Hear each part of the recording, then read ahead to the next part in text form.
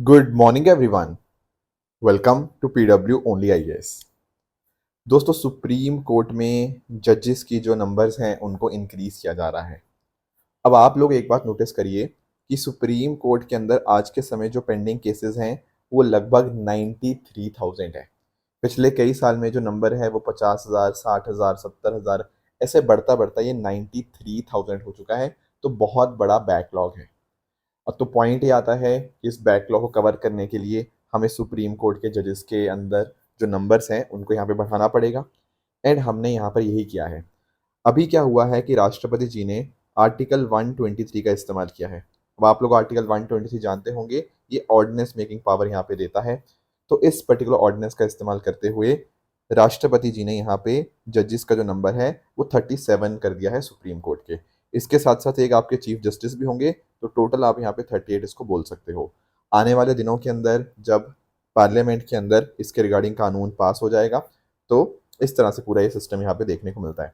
अब एक बात आप नोटिस करिएगा कि जब हमारा संविधान स्टार्ट हुआ ना, तो उसमें पता क्या था, उसमें टोटल जजेस थे। एक तो देखो चीफ जस्टिस का मैं अलग बात कर रहा हूँ, पर उनके अलावा टोटल 7 जजेस और थे। तो संविधान में ये बात लिखी हुई थी आर्टिकल 124(1) के अंदर, ठीक है ना, कि आपके जो सुप्रीम कोर्ट होंगे उनमें टोटल एक तो चीफ जस्टिस ऑफ इंडिया होंगे और साथ में 7 से ज़्यादा जजेस नहीं होंगे।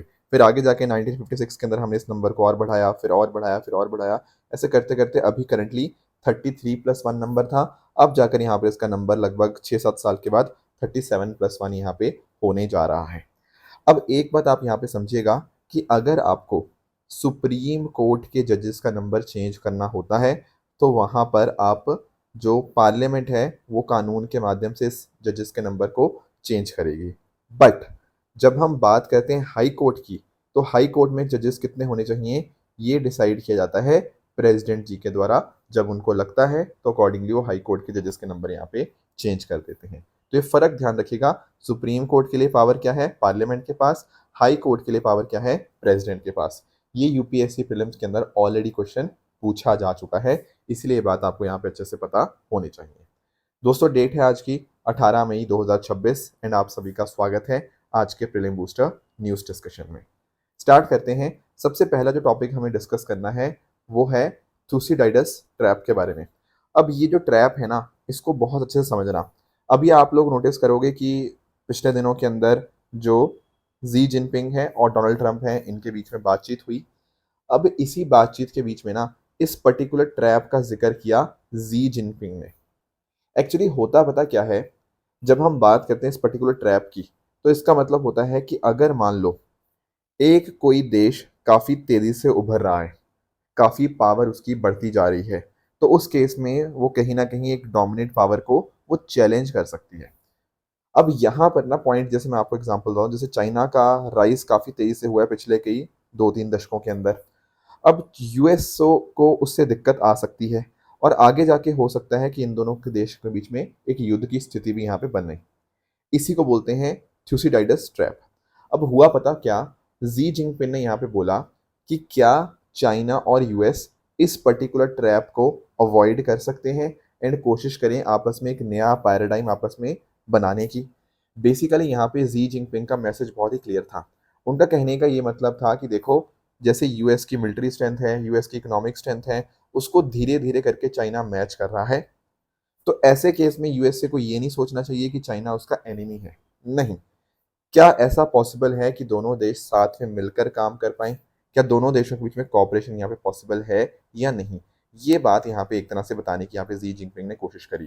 Plus at the same time ये भी उन्होंने बोल दिया कि भाई हम भी आपकी बराबरी कर रहे हैं। इनडायरेक्टली उनका ये भी यहाँ पे कहना था। समझे मेरी बात को? तो ये जो वर्ड है ये यहाँ पे इस्तेमाल हुआ। अब सवाल ये आएगा कि सर ऐसा वर्ड कहाँ से आया है, ये वर्ड क्यों हम इस्तेमाल करते हैं? देखो, इसके लिए हमें यहाँ पे जाना पड़ेगा ग्रीक हिस्टोरियन थ्यूसिडाइडस के पास, ठीक है ना। उन्होंने यहाँ पर ये जो कॉन्सेप्ट था वो बताया था जब एथेंस और स्पार्टा के बीच में यहाँ पे एक तरह से युद्ध की स्थिति यहाँ पे बनी थी। हुआ पता क्या था कि जो जैसे जैसे एथेंस का राइज होता गया, एथेंस पावरफुल होता रह गया, तो एक तरह से स्पार्टा के अंदर यहाँ पर एक डर आ गया कि ऐसा ना हो कि हमें एक दिन चैलेंज करें और हमारे साथ यहाँ पे युद्ध हो।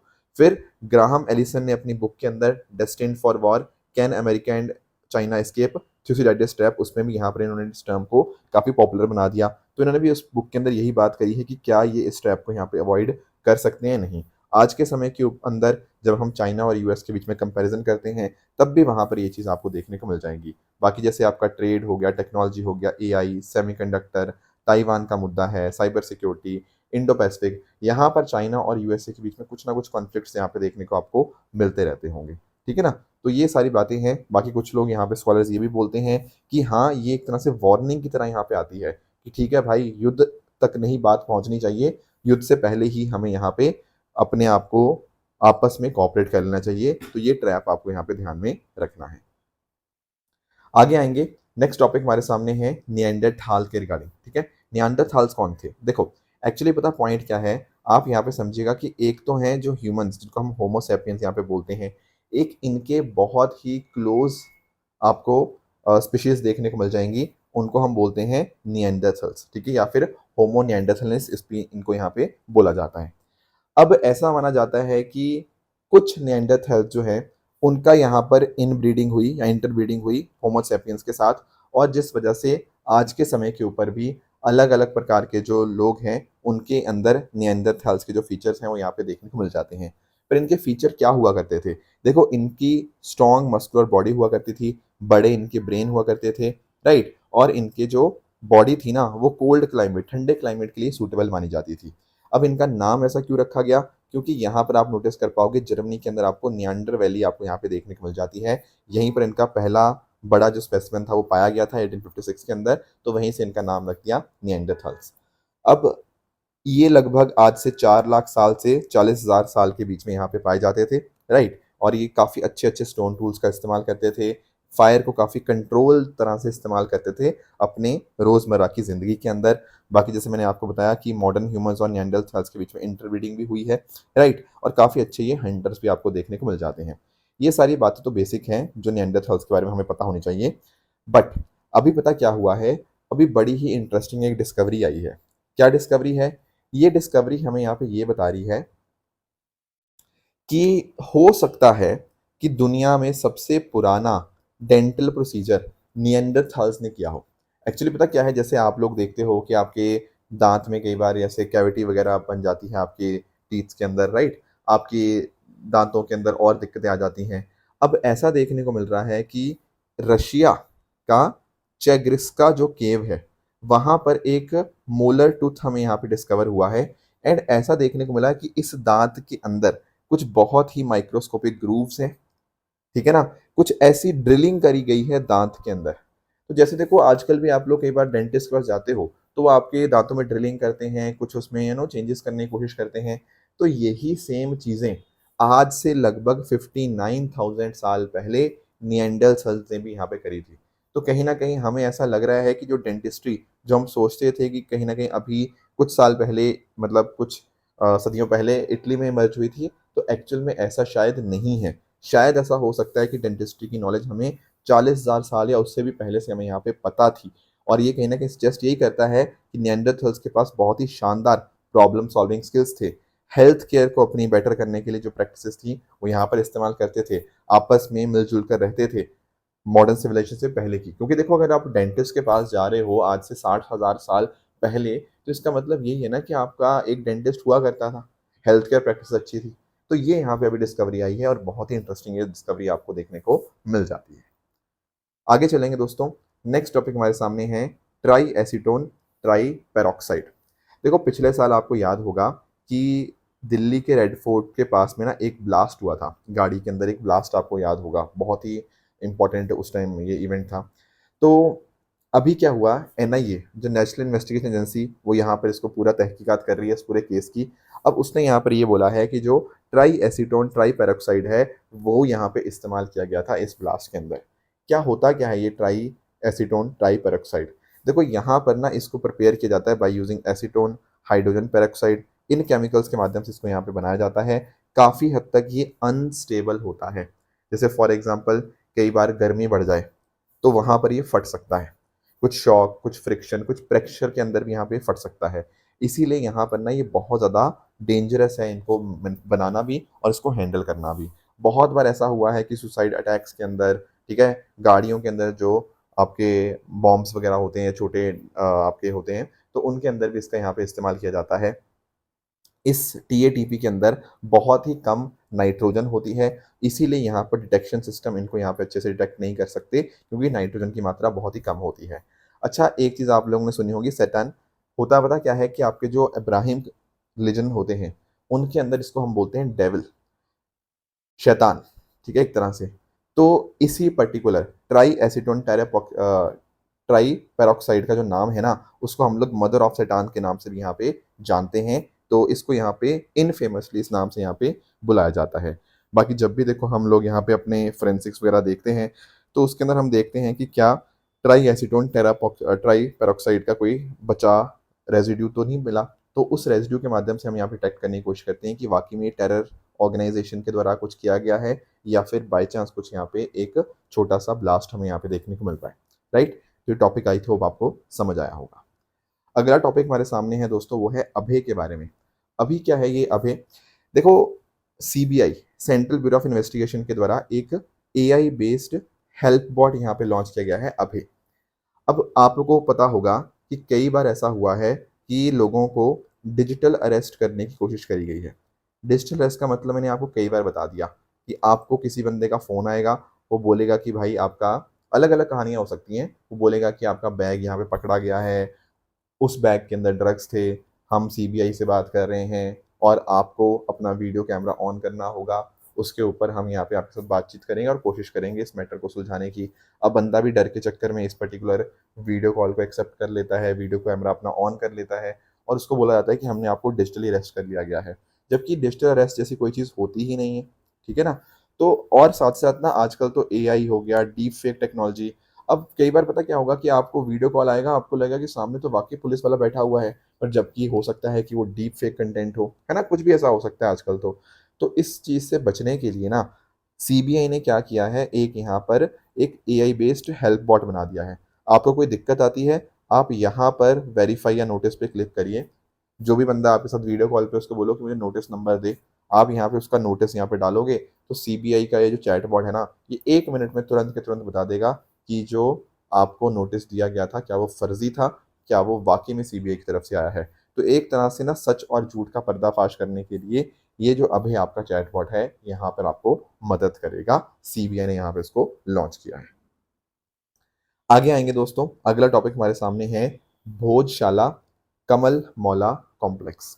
थोड़ा इसको अंडरस्टैंड करते हैं कि आखिर ये क्या है। सबसे पहले तो ये जो आपका कॉम्प्लेक्स है, ये जो परिसर है, ये आपको मध्य प्रदेश के धार में आपको देखने को मिल जाएगा। अब इसको ना बताया जाता है कि 11वीं सदी के अंदर जो राजा भोज हैं, जो कि परमार डायनेस्टी के रूलर हुआ करते थे, उन्होंने यहाँ पर इसको बनाया था। ठीक है, उन्होंने, जो राजा भोज थे, वो मालवा रीजन को यहाँ पे उनको रूल किया 1010 से लेकर 1055 सीई के बीच में। फिर एट द सेम टाइम ये जो आपका टेम्पल था, ये माँ सरस्वती या जिनको हम वाग देवी के नाम से जानते हैं, उनके लिए डेडिकेटेड था। बट ये हिंदूज का क्लेम ऐसा है। मुस्लिम्स की बात करें तो मुस्लिम्स का ऐसा मानना था कि जो कमल मौला मॉस्क है, ये है दरअसल में ये जो पूरा परिसर, मतलब एक्चुअली ना क्लैरिटी नहीं थी हमें कि ये परिसर है क्या, क्या ये हिंदूज का है या मुस्लिम्स का है। तो मुस्लिम्स का ऐसा कहना था कि ये एक मस्जिद है जो कि सूफी संत हजरत कमालुद्दीन चिश्ती के साथ यहाँ पे एसोसिएटेड है। अब 2003 में दोनों के बीच में एक समझौता करवाने की कोशिश करी गई आर्कियोलॉजिकल सर्वे ऑफ इंडिया के द्वारा। उसके अंदर पता क्या बोला गया कि मंगलवार को क्या होगा, जो हिंदूज हैं वो यहाँ पर आके अपनी प्रेयर्स जो हैं वो वर्शिप यहाँ पे कर सकते हैं, और मुस्लिम्स वो फ्राइडे के दिन यहाँ पर आकर अपनी नमाज पढ़ सकते हैं। तो दोनों के बीच में एक शेयर्ड अरेंजमेंट यहाँ पे करवाया गया था 2003 के अंदर। फिर आगे जाके 2024 में क्या होता है, मध्य प्रदेश हाईकोर्ट ने एएसआईओ को बोला कि भाई देखो, आप साइंटिफिकली स्टडी करो, वीडियोग्राफी करवाओ कॉम्प्लेक्स के अच्छे से, और कोशिश करो ये बताने की कि आखिर ये एक हिंदू टेम्पल था या फिर ये एक मस्जिद था। अब देखो, इसकी बहुत ज़्यादा हमें ना उसमें नहीं जाना, पॉलिटिक्स के अंदर हमें समझना है कि तथ्य क्या बात करी गई। अब हुआ क्या कि अभी यहाँ पे हाई कोर्ट ने यहाँ पर ये बोल दिया है कि दरअसल में ये एक मंदिर ही था। क्यों? क्योंकि देखो, आर्कियोलॉजिकल सर्वे ऑफ इंडिया ने जो पूरा पूरा अपना यहाँ पे डेटा इकट्ठा किया, पूरा वीडियोग्राफी जो करी, पूरा जो एविडेंसेस उन्होंने कलेक्ट किए, जैसे आपका साइंटिफिक सर्वे हुआ यहाँ पर, कार्बन डेटिंग C14 के माध्यम से हमने यहाँ पे इंश्योर किया अलग अलग चीज़ों की एज निकालने की, पेलियोग्राफी आप लोग जानते होंगे। पेलियोग्राफी की मदद से हम लोग क्या करते हैं, हम लोग डिसाइफर करने की कोशिश करते हैं मैन्युस्क्रिप्ट्स को, एंशिएंट राइटिंग सिस्टम्स को। फिर एक्सरे का यहाँ पे इस्तेमाल हुआ। तो इन सब चीज़ों के माध्यम से हमने यहाँ पर ये बताया कि दरअसल में यहाँ पर हिंदू मंदिर ही था। कोई यहाँ पर ऐसा मटेरियल नहीं मिला है जो यहाँ पर ये प्रूव कर पाए कि ये दरअसल में एक मस्जिद थी। बट हाँ, हाई कोर्ट ने ये ज़रूर बोला है कि अगर मुस्लिम पक्ष जो चाहे, उनको यहाँ पर मध्य प्रदेश की सरकार से कहीं और जगह के ऊपर लैंड मिल सकती है, ज़मीन मिल सकती है किसी दूसरी जगह के ऊपर, जहाँ पर वो अपना एक मस्जिद यहाँ पे बना सकते हैं। कोई ऐसा यहाँ पे तथ्य नहीं मिल पाया जो ये बताए कि अच्छा ये वक्फ प्रॉपर्टी थी। वक्फ क्या होता है? जो कोई आपने चैरिटी के बेसिस के ऊपर अपनी ज़मीन को यहाँ पे डोनेट कर देता है। तो ऐसा कोई यहाँ पे एविडेंस नहीं मिला है कि 1034 से पहले यहाँ पर कोई मस्जिद था। तो इस वजह से ये चीज़ें हैं। बाकी कोर्ट ने यहाँ पे सरकार को ये भी बोला है कि जो माँ सरस्वती जी का जो मूर्ति है, उसको यहाँ पर यूनाइटेड किंगडम से वापस लेकर आया जाए, क्योंकि यहाँ पर जो मूर्ति होती थी ना, वो यूके चली गई थी लेट 1800s के अंदर, तो उसको भी वापस लाने की यहाँ पे कोशिश करनी चाहिए। बाकी जो साइट है, ये आपके आर्कोलॉजिकल सर्वे ऑफ इंडिया के अंतर्गत, जो आपका ancient monument and archaeological sites and remains act है, उसके अंतर्गत ये प्रोटेक्टेड साइट ही रहेगी। ये कुछ बातें आपको यहाँ पे क्लियरली पता होनी चाहिए। आगे आएंगे दोस्तों, अगला टॉपिक हमारे सामने है गंगेस सॉफ्ट शेल टर्टल। अब यहाँ पर आप पिक्चर में देख पा रहे होंगे, ये जो आपका टर्टल है ना, इसकी शेल बहुत ही सॉफ्ट देखने को मिलती है। ये आपका टर्टल ना आपके फ्रेश वाटर के अंदर मिलता है। ठीक है, कहाँ कहाँ पे? देखो, कुछ अलग अलग नदियां हैं, जैसे गंगा में तो मिलता ही मिलता है, उसके अलावा इंडस, महानदी, ब्रह्मपुत्रा, इन नदियों में मिलता है। खासकर अगर हम बात करें states Assam, Bihar, Jammu Kashmir, Madhya Pradesh, UP, Orissa, Rajasthan, waste Bengal, इन सारे आपके स्टेट्स के अंदर ये मिलता है। बाकी जैसे मैंने आपको बताया, फ्रेश वाटर को यहाँ पे पोजेस करता है, पर कुछ पॉन्ड्स वगैरह में जहाँ पे मडी सैंड्स हो, वहाँ पर भी आपको देखने को मिल जाएगा। बाकी नदियाँ, स्ट्रीम्स, कैनाल्स, लेक्स, इन सब में आपको देखने को मिल जाएगा। अब इसकी खास बात आप यहाँ पे देखने की कोशिश करना। सबसे पहले तो मैंने आपको बताया कि इसकी जो शेल है ना, वो अपने आप में सॉफ्ट देखने को मिलेगी। ये हार्ड शेल वाला टर्टल अपने आप में नहीं है। Plus at the same time इसको सांस लेना भी थोड़ा आसान होता है, क्योंकि यहाँ पर ना स्नॉर्कलिंग की तरह इसके यहाँ पे आपको ट्यूब देखने को मिल जाती है। फिर ये आपके दोनों के दोनों आपके प्लांट्स को भी खाता है, और आपके जो अलग अलग प्रकार के जो आपको फिशेस, इंसेक्ट्स देखने को मिल जाते हैं, उनको भी कंज्यूम करता है। इसीलिए ये क्या है, इट इज़ एन ओमनीवोरस यहाँ पे स्पीशीज। ओमनीवोरस होने की वजह से इसका जो रोल है वो बहुत इंपॉर्टेंट बन जाता है, क्योंकि इकोसिस्टम की हेल्थ को मेंटेन करने के अंदर इसका बहुत इंपॉर्टेंट रोल रहता है। चाहे एल्गल ब्लूम्स को फीड करना हो, dead and decaying organic matter को फीड करना हो, वो सारा ये फीड यहाँ पे करता है। पर पिछले कुछ समय के अंदर यहाँ पे क्या हुआ है कि इनको मारने की कोशिश की जाती है, इलीगल वाइफ ट्रेड इनका किया जाता है ना, पोल्यूशन बढ़ने से, डैम्स बनने से, मीट के लिए इनको यहाँ पे मारा जाता है। अब इनको IUCN स्टेटस इनका इंडेंजर्ड है, और इनको WPA के अंतर्गत यहाँ पे शेड्यूल 1 के अंदर यहाँ पे रखा गया है। अभी हुआ पता क्या था, अभी यहाँ पर ना मई का जो तीसरा फ्राइडे अभी यहाँ पे होके गया, उस दिन को हम लोग इंडेंजर्ड स्पीशीज डे के रूप में सेलिब्रेट करते हैं। क्यों करते हैं? क्योंकि हमें अवेयरनेस जनरेट करनी होती है इंडेंजर्ड स्पीशीज के रिगार्डिंग। अभी इसी पर्टिकुलर डे के मौके के ऊपर क्या हुआ है कि ये जो आपका गंगेस सॉफ्ट शेल टर्टल था ना, इसको यहाँ पर इसकी सैटेलाइट टैगिंग यहाँ पे करी गई है, और इसको सैटेलाइट टैग करके काजीरंगा नेशनल पार्क और टाइगर रिजर्व असम के अंदर यहाँ पे इसको छोड़ा गया है। पॉइंट आता है ये सैटेलाइट टैगिंग होती क्या और ऐसा करा क्यों गया है? देखो, सैटेलाइट टैगिंग इसलिए करी गई है ताकि ये टर्टल कहाँ कहाँ मूव कर रहा है, कहाँ इसका मूवमेंट पैटर्न कहाँ पर है, इसकी रेंज क्या है, ठीक है ना, नेस्टिंग साइट्स क्या है, ब्रीडिंग इसकी हैबिट्स क्या है, हम हर एक चीज़ को यहाँ पे स्टडी करना चाहते हैं। वो तभी स्टडी कर पाएंगे जब यहाँ पर हमने, आई एम वेरी सॉरी, जब यहाँ पर हमने इसकी सैटेलाइट टैगिंग यहाँ पे करी होगी। तो ये सैटेलाइट टैगिंग एक्सरसाइज आपकी wild life institute of India के द्वारा यहाँ पे करी गई है, जो कि ministry of environment, forest and climate change के अंतर्गत एक ऑटोनमस इंस्टीट्यूशन आपको देखने को मिल जाता है। तो यहाँ पर इसको छोड़ा गया है ब्रह्मपुत्र नदी के पास में, एंड इस तरह से इसको यहाँ पे हम लोग स्टडी करते रहेंगे। इस पर्टिकुलर प्रोजेक्ट के लिए जो फंडिंग थी वो यहाँ पर दी गई है नेशनल ज्योग्राफिक सोसाइटी के द्वारा, जो कि एक non profit scientific and educational organisation देखने को मिल जाती है, जो इन कामों के अंदर यहाँ पे डील करती है। तो ये सारी बातें थी जो आज हमें डिस्कस करनी थी। अब रही बात ट्रू एंड फॉल्स स्टेटमेंट की, यहाँ आपके सामने कुछ स्टेटमेंट्स हैं, इनको आप पढ़िएगा, बताइएगा इनमें से कौन सा सही है, कौन सा गलत है, राइट। एंड जो मैंने आपको सैटरडे होमवर्क दिया था, उसमें एक था बिरसा 101 के बारे में। तो बिरसा 101 बिल्कुल भारत की पहली indigenous CRISPR based gene therapy है सिकल सेल डिजीज के लिए। Yes, that is correct. और मैंने बताया भी था कि कैसे ट्राइबल्स को ये इम्पैक्ट ज़्यादा करती है, और इसीलिए जो भगवान बिरसा मुंडा है उनके नाम के ऊपर इसको रखा गया है। फिर अल्जाइमर डिजीज़ की अगर हम बात करें तो क्या ये कार्डियोवैस्कुलर, क्या हार्ट के साथ लिंक्ड है? नहीं, ये आपका दिमाग के साथ लिंक्ड है। न्यूरो डीजेनरेटिव डिसऑर्डर होता है, जहाँ पर आपके सोचने की क्षमता, मेमोरी, है ना, कॉग्निटिव फंक्शंस, वो सारे यहाँ पे इम्पैक्ट होते हैं, इसलिए second is wrong. Mizo ginger की बात करें तो यस, ये मिज़ोरम से आपकी जीआई टैग्ड वैरायटी है, that is a correct statement. फिर लेदर बैक टर्टल सेंचुरी की बात करें तो असम में नहीं, बल्कि आपका जो लिटिल निकोबार आइलैंड है ना, उसके कुछ हिस्सों में यहाँ पे इसको डेवलप किया जा रहा है। तो ये आखिरी स्टेटमेंट अपने आप में इनकरेक्ट बन जाएगा। तो ये थी हमारी आज की डिस्कशन।